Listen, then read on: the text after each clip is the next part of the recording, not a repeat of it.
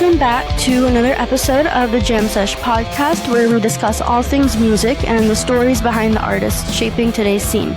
Today's guest is Hudson McVay, a Los Angeles-based singer-songwriter whose folksy sound blends intimate songwriting with atmospheric production. From studying music at Berklee College of Music to pursuing music independently, Hudson's journey and latest album, A Shadow, a Dream, explores grief, memory, and the lingering presence we all leave behind.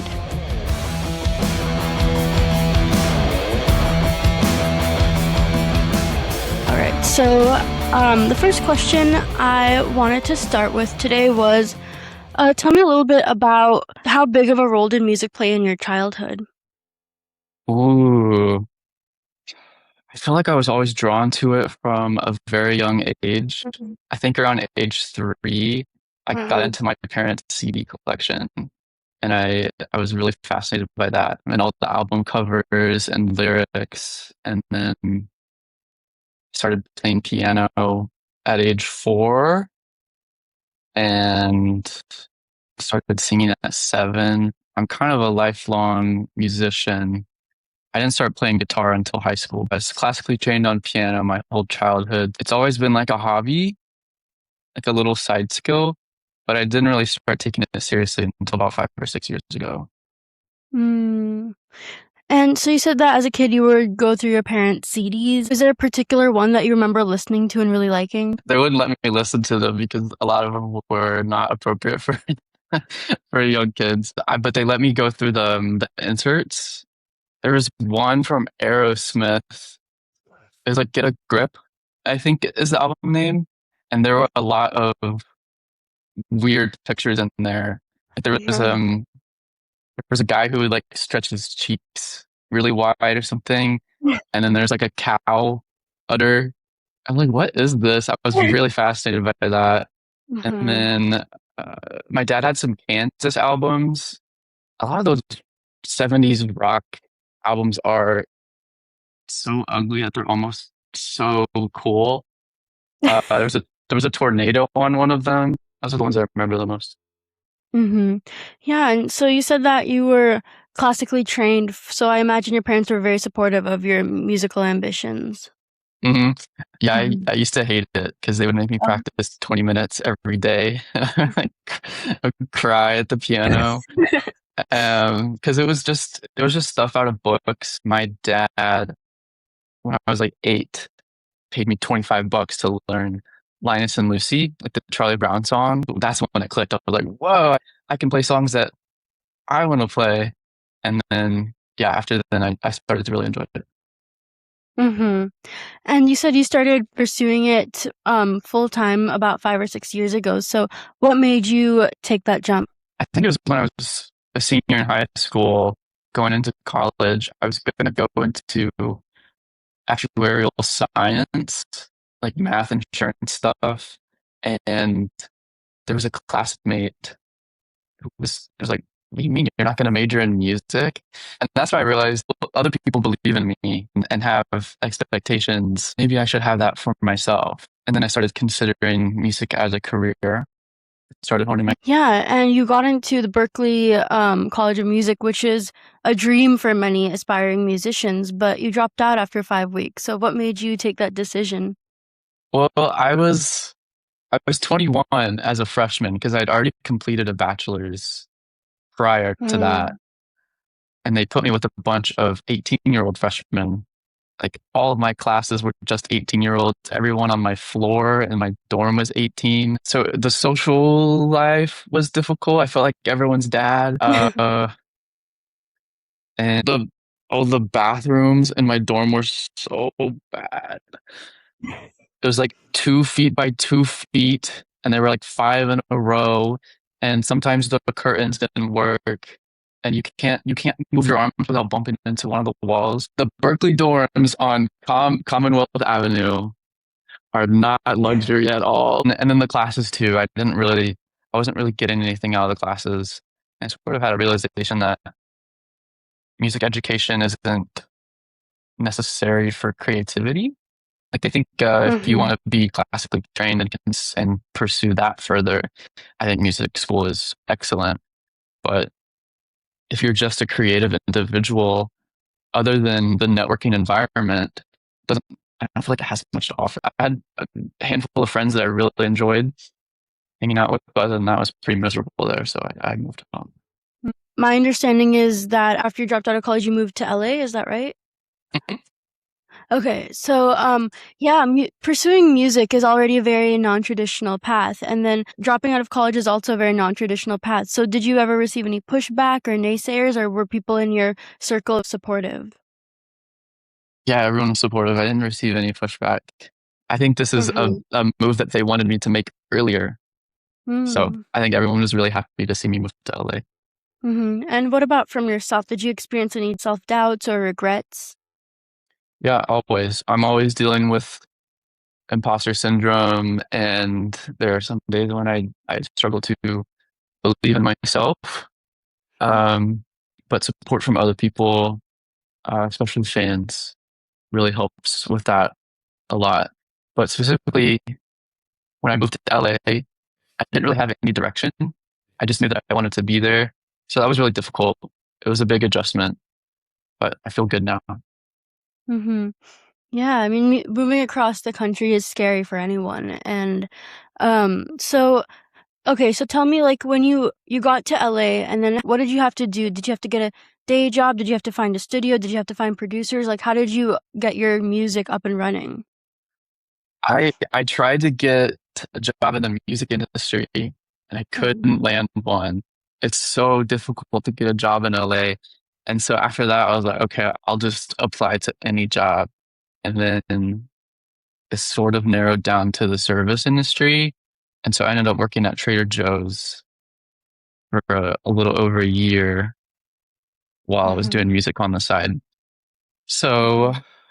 yeah, I mean, I haven't really had any lucrative music income opportunities.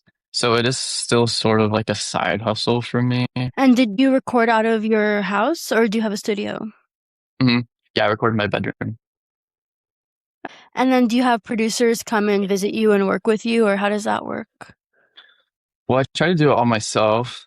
Like for the album, I did all of the production and mixing, and then I sent it to one of my friends in Portugal to master it. He's done all my Mm. mastering. Did you teach yourself how to do some production? Yeah, all trial and error. A lot of just miserable moments of things not going right because you don't know how to do it. I've overcame a lot of that. Yeah, so you refer to your music as dream folk. So what does that mean? Well, I think it's folk music in the traditional sense, like 90s and modern day and indie folk, but I think I add a sort of atmospheric reverb layer over that that Mhm. kind of brings you into a dreamlike nighttime state. So I think dream folk is the best way to describe it to other people. People always ask what genre of music I create. It's such a difficult question to answer. I'm just like, just listen to it and you decide. Mhm. Yeah, and why does this genre specifically appeal to you? Mm, I love dreamy music. I love dream pop, like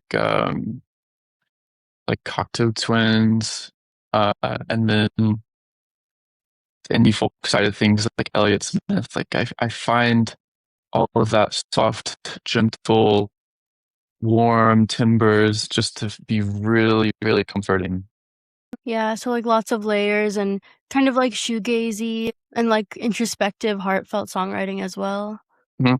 Very shoegazy, but always acoustic. I don't have an electric Mm. guitar. You mentioned Elliott Smith and the Cocteau Twins. Who else are your biggest influences?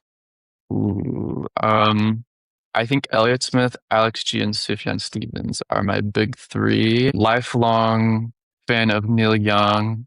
That's a big influence. I've been into Björk a lot lately, so she's huge. There's so many influences. Like Fiona Apple, I love how she does percussion. I get a lot of influence from that. Oh, Adrian Linker, big influence from Adrian Linker. And I love all the big ones. Mhm. What's a surprising influence for you, as in one that doesn't fit your traditional sound, what that's outside of your normal genre, but you still really like? Ooh. I'm not sure about conscious influence, but I'm a big fan of hyperpop and like the new digicore movement. I'm a huge Jane Remover fan, like hyperpop rap, almost so opposite of the soft music that I create. But yeah, I'm a huge fan of that genre. Hmm. And is hyperpop similar to electronic pop, or is that different? Well, it's very similar. The production is a lot more aggressive and overstimulating at times, and uses a lot of pitched up vocals, Hmm. a lot of glitchy production. It's a bit more amped up than I would say traditional electropop. So Electropop, now, I love that too. so now I want to go through your songwriting process a little bit. So for you, what comes first, the music, the lyrics, or the emotion? Ooh, the emotion comes first, and then I sort of sit down at a guitar or piano and freestyle until I find something that clicks like a melody and like, ooh, I really like that. And then I try to make a whole chorus out of it or something, and then I'll go to bed and write in my journal and think of lyrics. And then a lot of times I'll go back and write like an additional part of the song for music and then go back to lyrics. So, but ultimately the music comes before the lyrics. I can never do lyrics first. Interesting. So, do you have dedicated songwriting time every day, or do you just work when inspiration strikes? I should. An artist should make time for that every day, but I do just sort of when it hits me, it hits me. I'll write it down on my notes app right away. I'll run to an instrument and turn on voice memos. Yeah, it's very sporadic. Hmm. And has it ever happened where you've gone through an inspiration drought? Ooh, yeah, all the time. Sometimes it's like Mhm. multiple months before I really feel connected with music and playing instruments and being creative. And when you do come back to music, what brings you back? A lot of times it's listening to a specific song that hits me in a certain way. And it reminds me Mm. of the impact that music can create. And I feel inspired to create something like that myself. And that's when I sort of have that emotion and then I can Uh, bring it to an instrument and feeling inspired and creative again. so it seems that the emotion comes first, then the music.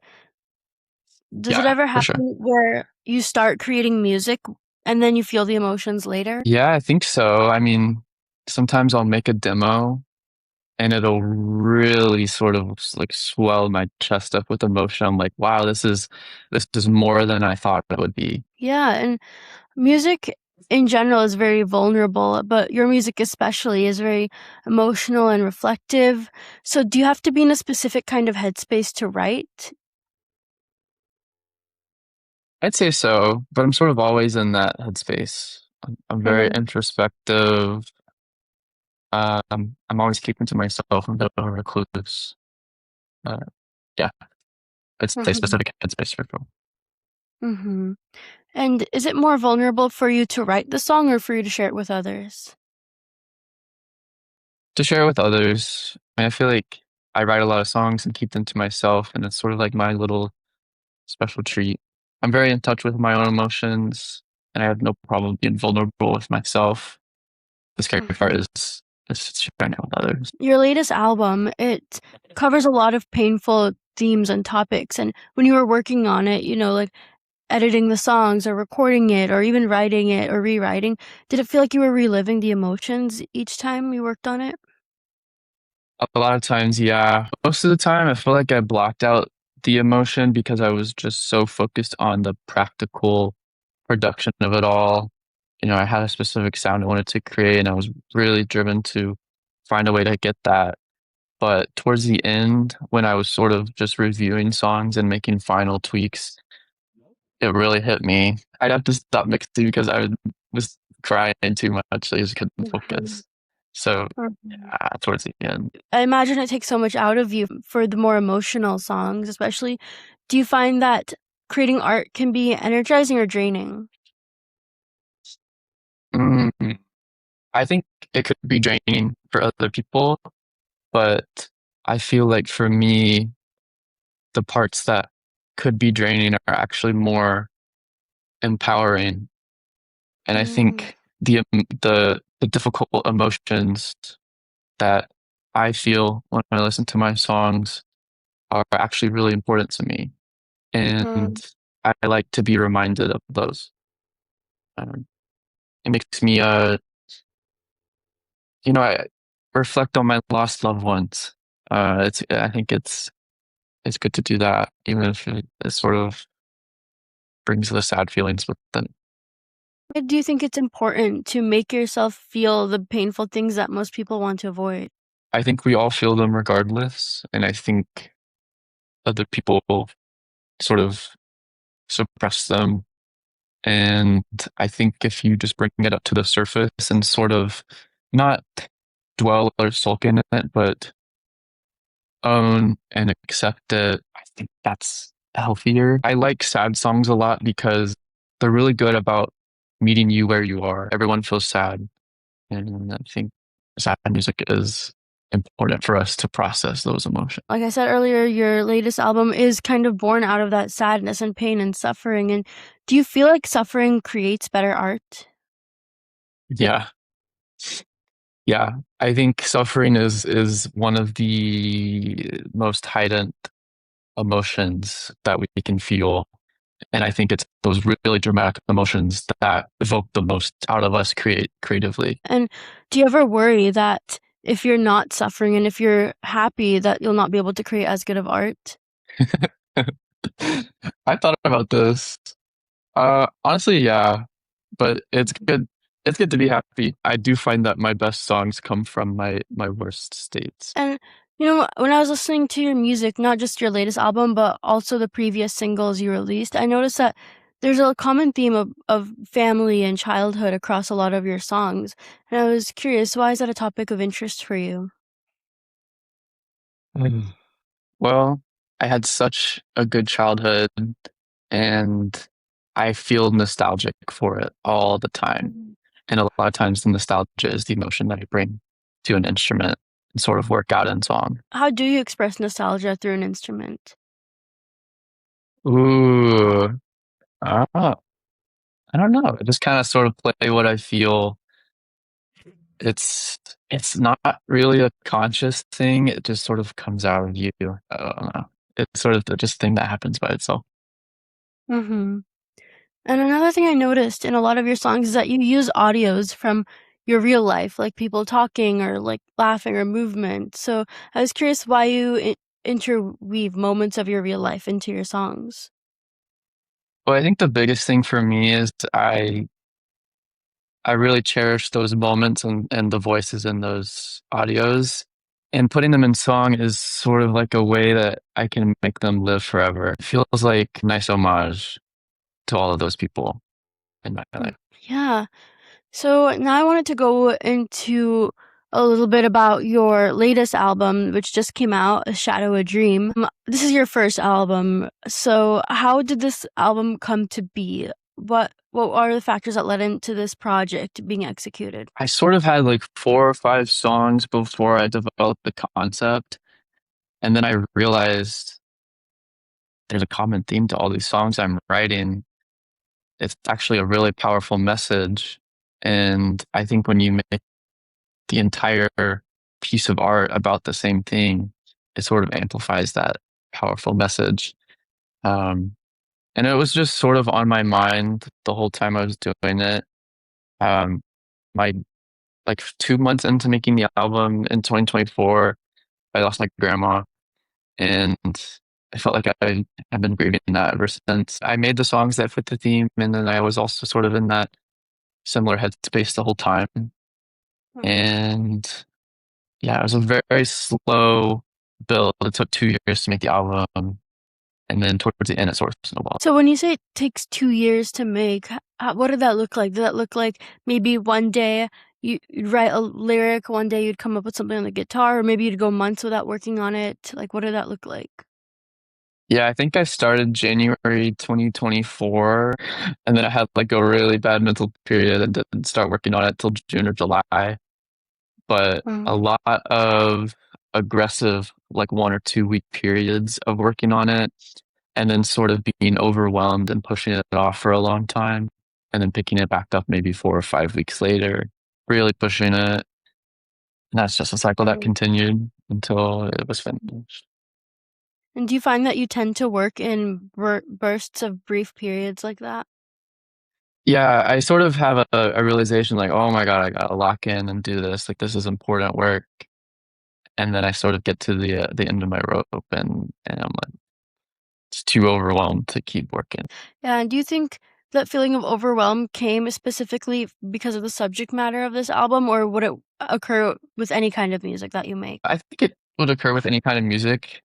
It's happened to every song Mm, I've made so far. It's a big piece of art, a song is. There's so many layers and so many things that go into it. And especially towards the end, like making sure everything sounds exactly how you want. It's a lot of pressure. It's extremely overwhelming. It's very easy to push off. mm-hmm. Yeah, so you said that you've written several songs and they all had a similar theme, so you decided to turn it into an album. So, what chapter of your life does the story of this album tell? I feel like, well, I lost a close friend in 2018, and grief has been a big part of my life ever since then. So, Mhm. I mean, almost all of my all of my adult life and a lot of my childhood towards the end, um, it's still an active period, but I think that's what is being reflected. I mean, yeah, like you said, this album is about losing a friend, and losing someone at a young age. Did that change your perspective on life, death, and your own mortality? Absolutely. I consider it the turning point of my life, and I sort of Mhm. realized nothing really matters except for, you know, the relationships that we make and the love that we share with each other. And that's a realization I had when my friend died. And that's what the first song Calm Down is basically about. Mhm. I stopped wearing contacts or super caring about the clothes I wore and sort of focused more about, you know, caring for my loved ones and being close with them. As I imagine, it probably changed your priorities a lot. And do you find that you live your everyday life differently now due to the shift in priorities? Yeah. Yeah, I think if he was still alive, I I would be in a completely different path. It said in the description of your album that if you think and talk about your loved ones and, if you see them in a shadow in a dream, as the name of your album is, then they're never really gone because you're kind of keeping them alive in your mind. So what is it like to maintain a relationship with someone who's no longer there? It's tricky because it's difficult not being able to communicate with them. Mhm. But if, for example, my grandmother, I dream about her all the time, and we have short, brief conversations Mhm. and hugs in my dreams. And I sort of settle to where that feels like enough for me. I still feel her presence in that way. And all the memories that I have of her are like little seeds that she left Mhm. me. And I think if I continue to water them throughout my entire life, they will continue to bring me good things. So Mhm. Yeah. In your song "Remembering," you say that all there's left is remembering. And so I wanted to ask, what happens when time passes and memory fades? How does that relationship change? it's really difficult. I had a dog that we had to put down during COVID. And I remember going home thinking, all that I have left of this dog that I grew up with is my memory of her. And that is only going to get more faded day by day. I forget who said it, but every time you replay a memory, it's sort of like you photocopy it and it gets a little bit more faded each time. So it's probably the most difficult thing to grieve is the fading. And I feel like I try to hold on to it in every Mhm. way that I can, but it's a losing battle. Yeah. And do you feel like that's why you tend to be very nostalgic of your childhood? Do you feel like the nostalgia is a result of the grief? Yeah, possibly. I can see those things being really connected. I haven't really reflected on that, but yeah, maybe. Hmm. Yeah, so I saw a video you posted on your Instagram where you showed the moments of each song that you're most proud of in the album, like the vocal harmonies or guitar effects or transitions. So I was curious, did these moments happen by accident or were you trying to achieve that specific sound? Ooh, both. Depends on the song. Mm-hmm. Um, for example, songs 8 and 9 transitioning to each other, like that was an intense vision that I had. It took so long to get it perfect. But uh, on remembering, my favorite part is the part in the middle that is just the swirling ambient wall of sound that feels like all of these different ghosts breathing down your neck, and it's like gives me chills. But that happened because I was just singing into my mic different melodies, and then I would put different guitar effects on it. Mm. So, and then I sort of just messed around until I found that sound, and I was like, I can't believe I made Mm-hmm. this on accident. So, yeah, it's both. Mm-hmm. Yeah, and when it comes to things that the parts of the album that you're most proud of, did you realize in the moment that you liked how it sounded, or did you realize in hindsight, like after it was all done? Very in the moment for me. It's as Mm-hmm. soon as I listened back to it, those are the moments that made me so excited. Like I would take my headphones off and jump up and down and pace around the house, like feeling so confident and inspired. So yeah, right away. I wanted to ask some questions about specific songs. So, in the song, They Found a Car, there's this moment like halfway through where the whole tone of the song changes and it goes into this like piano sort of thing. And like you can hear you entering the room, sitting down at the piano, and then starting to play. So, I was curious why, uh, why that change in tone happened instead of like splitting it into two separate songs. Mm. Well, I think it's an element of song that I look for in other songs. I love sort of a second part of a song that elevates it to a new level. Mm. Um, like I can think of a Predatory Wasp by Sufjan Stevens. That is an incredible outro. And then even Jane Remover, back to Jane Remover again. I think it's Movies for Guys.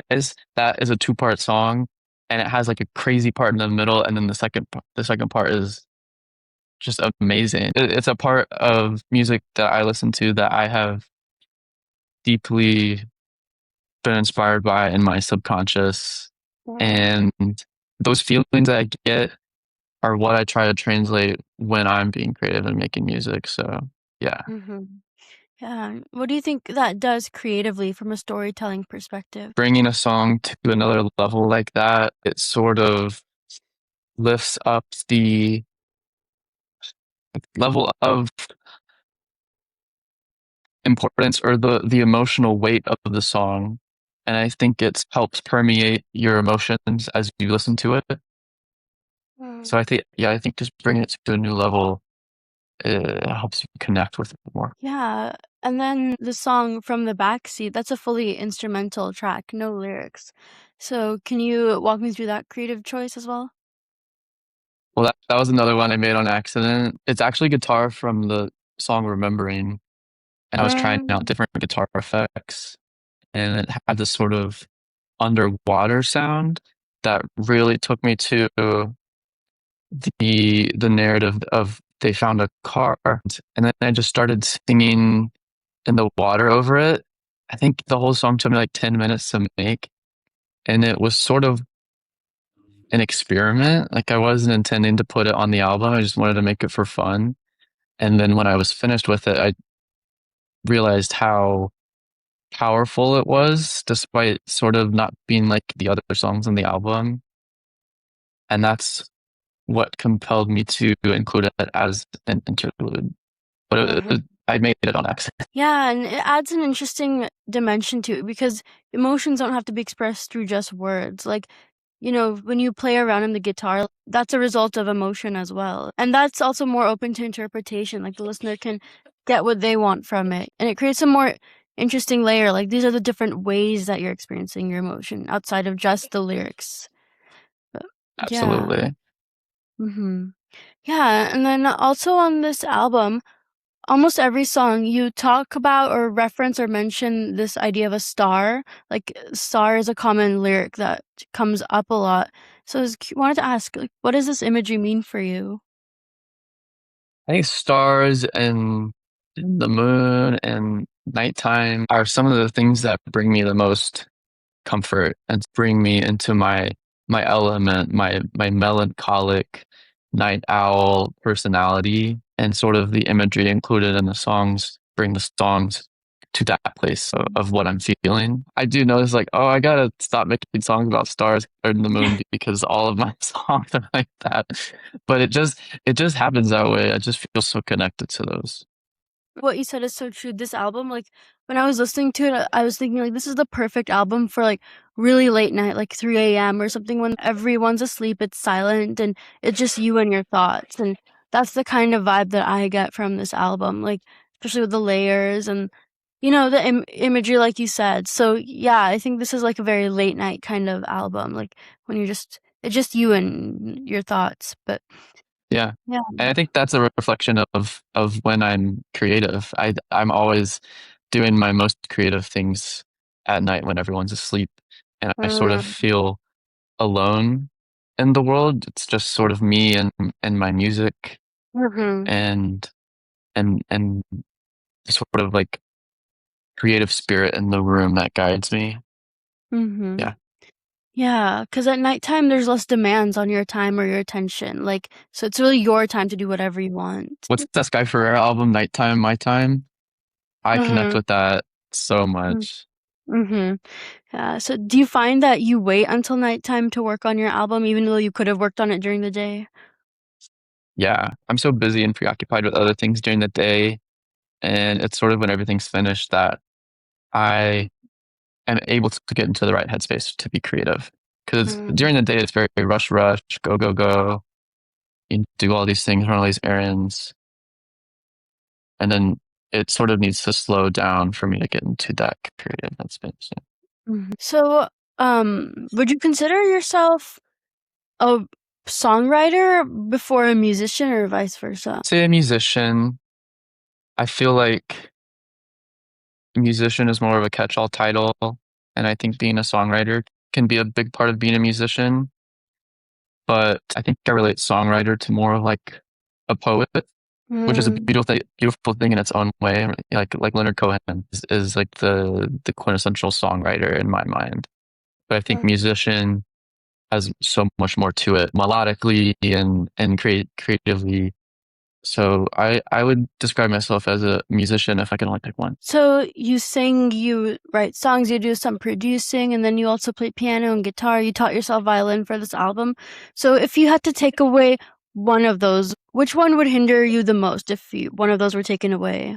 Ooh, piano. Piano's my day one instrument. That's my gal right there. I'm most proficient at piano, and a lot of my ideas are really complex. I have the easiest time translating my ideas on the piano. So yeah, please do not take my piano away from me. Yeah. So yeah, you were classically trained. So do you find that you use your music theory knowledge to make the music? Yeah, I try not to because I think that's another thing about music education is I think knowing too much can hinder your creativity. It sort of narrows you and into certain paths that you know you should take because that's how theory works. And I Mhm. think not knowing those paths helps you create your own. Like on my song To the Moon, it was a very conscious decision to not use normal chords.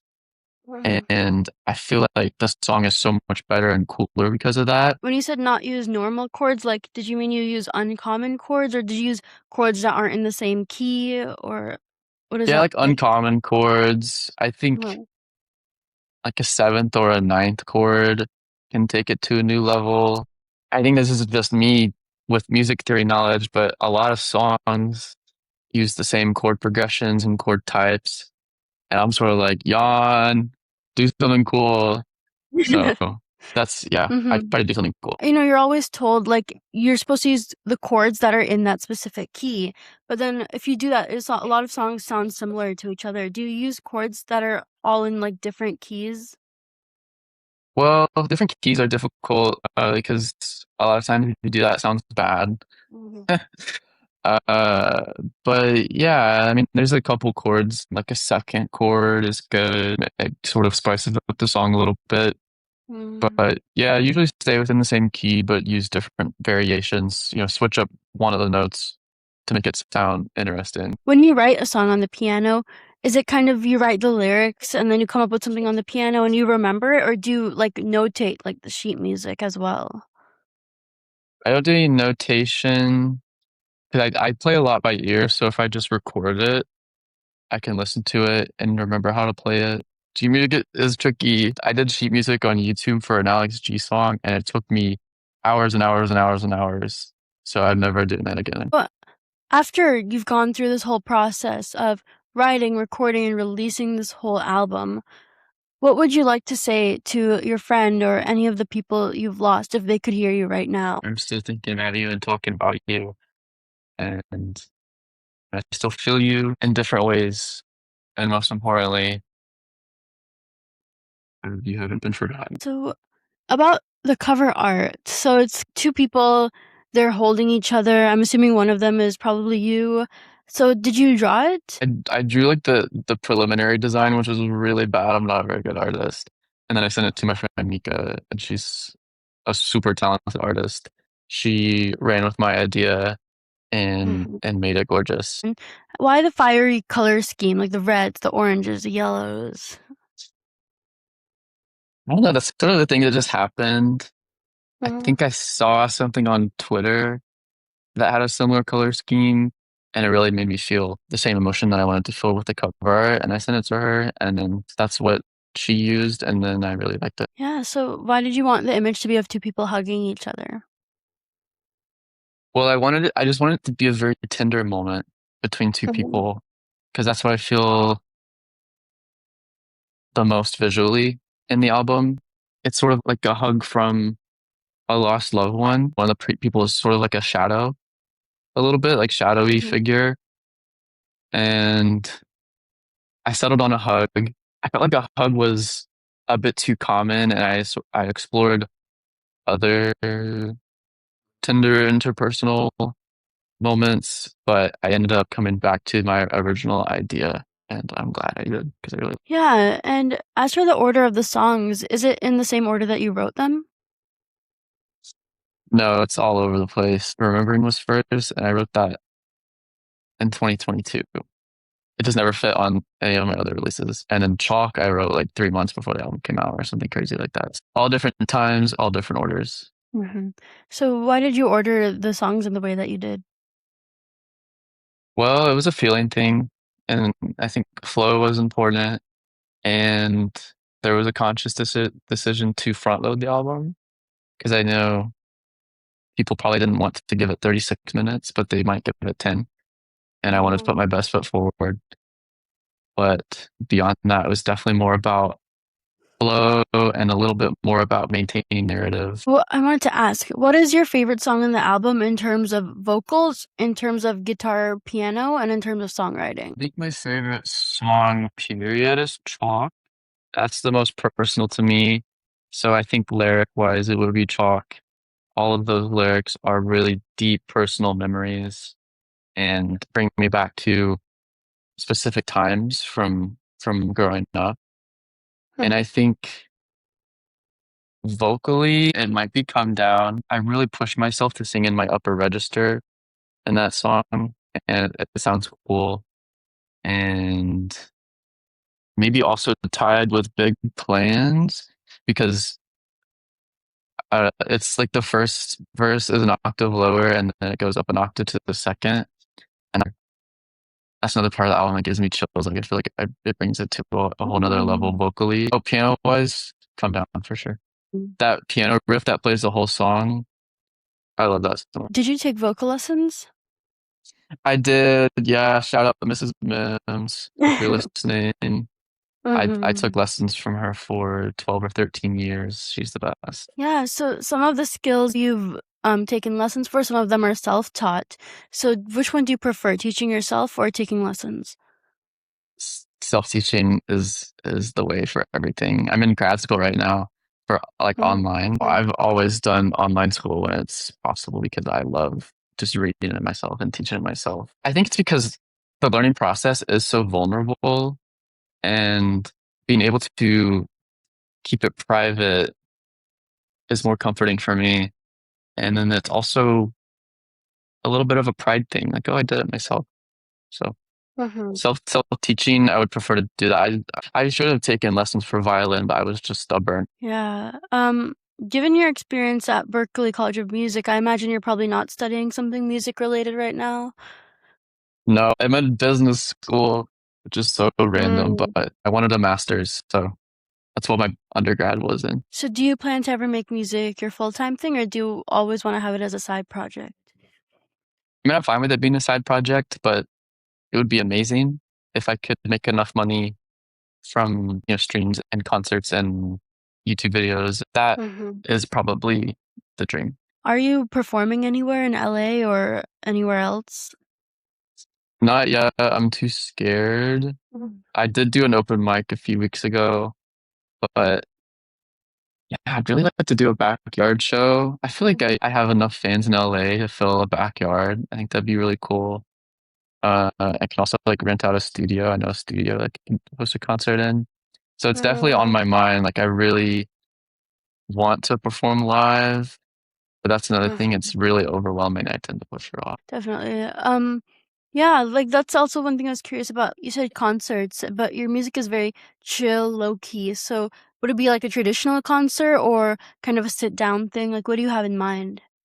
Yeah, it'd be a sit down thing and it'd be difficult. A lot of my songs have so many important layers and harmonies and instruments. So I imagine I would restructure the songs to be performed live in a very stripped back way. Mm, And I feel like that would actually be really awesome having an alternate version of a song to connect with. mm-hmm.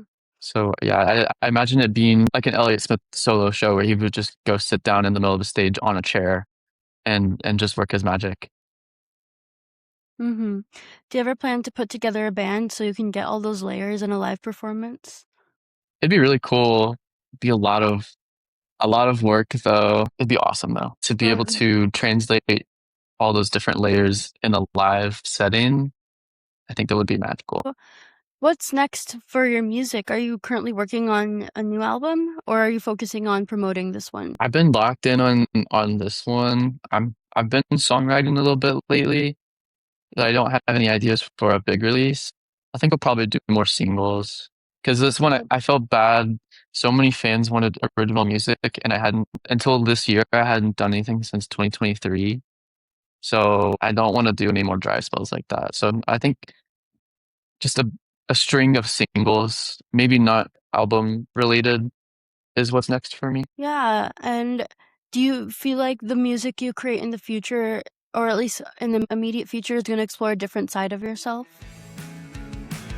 I hope so. I'm always changing, and whatever music I make is going to be a reflection of who I am in that moment.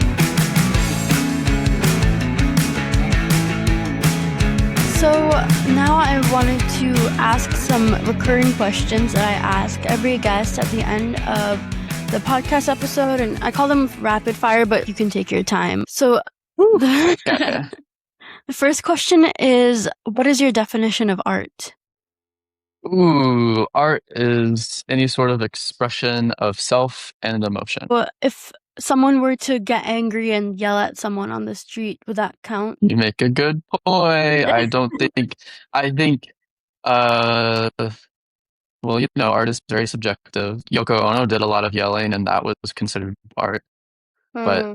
maybe if it was just someone being mean, I think Council of Art Gods would consider that not art.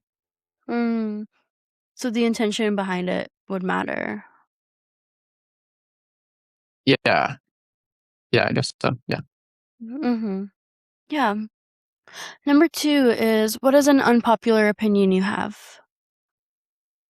There's no such thing as objectivity. I think everything is Mm, subjective. And I think mm-hmm. objectivity should hold no weight in anything. Wow. What do you mean by hold no weight? Well, sort of maybe in decisions that you make for yourself. Like, objectively, I should be doing this because that's the normal thing to do. That's what people do the most. But I think if you live in a more subjective mindset, you sort of follow your own path and your own emotions and your heart. Mm-hmm. Yeah. So do you believe objectivity doesn't exist, or that there is an objective reality, but that we as humans can't always get a grasp on it? That's a good question. I feel like it exists because we made it up Mm-hmm. and we decided what is normal. Like that was our fault. And I think it exists and it's something that should often be ignored, especially in art. Mm, I don't like when people say it's a good album. There's no way to define good art. I think a mm, better way is like, I really like this album. And a lot of yeah. people really like it. Yeah, like you said, things like math and science, which we all consider to be objective, but ultimately they're rules and measurements that we made up to help us make sense of the world. So it's like, yeah, how objective are they really? I don't know. Like, I don't know where, yeah, it's complicated. Everything's mostly theory Yeah. in math and science. And we sort of just kind of run with it and we've accepted it. But I mean, who knows if it's really true? Yeah, Uh, everything is made up pretty much. I kind of, yeah. Yeah, so number three is, you have to recommend one album to the listeners. What is it? I recommend this to everyone. The one album that you should listen to before you die is Illinois by Sufjan Stevens. Hmm, Have you why listened to that it? one? I haven't. Okay. Well, I know what you're going to do after the podcast. Um, I think it is a perfect album in every way. It's so full of life and lush production, and it's theatrical, and it's also very heartfelt and introspective and important. I can't believe you recorded it all in 3 weeks. It's like 22 songs.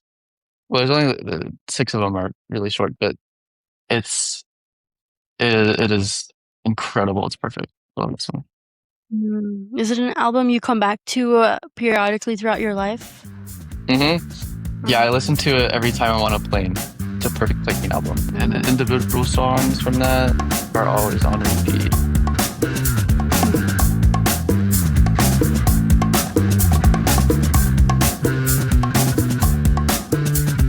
Well, yeah, so that brings us to the end of the interview. Thank you so much for coming on to the podcast, and I really enjoyed speaking with you, and I really liked your album. I was listening to it, and it bummed me out in the best way, because I was feeling the feelings of what it would feel like if I lost someone. Like, I think you do a really good job of getting someone to the headspace of the psychological things that you feel and the things that you tell yourself, and, the way that you have to cope with it, or the way that you rationalize your experience, kind of like the psychological turmoil of having to come to terms with a new reality. I think you do a really good job of bringing the listener into your head in that way. And it made me feel like, oh my God, this is what it feels like, or this is what it would feel like if I were to lose someone. And, it was a very emotional experience for me to listen to, which I think would have been your goal as an artist, right? To elicit emotion in the reader. Yeah. And I think it was really well written, and I really enjoyed the lyrics. Like, I think one that stood out to me was, like, promises are like words dressed up in little clothes. And I Mhm. was like, oh, like, that's kind of sweet and sad at the same time. Yeah. But yeah, I would love for you to take this opportunity to promote your music and where people can find you and check out your work and what you're doing. Okay, so I'm Hudson McVay on Spotify, and then you can find my Instagram on my Spotify. And you should also check out my YouTube channel. I have lots of covers on there that are really good. And yeah, please listen to my debut album, A Shadow, a Dream. It's 10 tracks, Mm-hmm. 36 minutes long. It is deeply personal, and I think if you're in the right headspace, you would really enjoy it. And it's available on all streaming services, right? Yes, yes. Some of them took weeks to upload, so I have a bone to pick with DistroKid, but yes, now it is on all streaming services, so go listen anywhere. Awesome. Well, thank you so much for coming on to the podcast, and I hope you could put together that backyard show at night. Late night backyard show would be a really cool experience for this album. Totally, yeah. Mhm. Or a basement show, but no one has a basement in LA, so I don't know. Yeah, Maybe another city. Basement yeah, show would be so good. yeah. I mean, I personally would probably not go into a stranger's basement, but maybe. So fair. So fair. Thank you so much for coming on to the All right, backyard show. Thank you for having me. I enjoyed this. Of course. Thank you so much, and I hope you have a great rest of your day.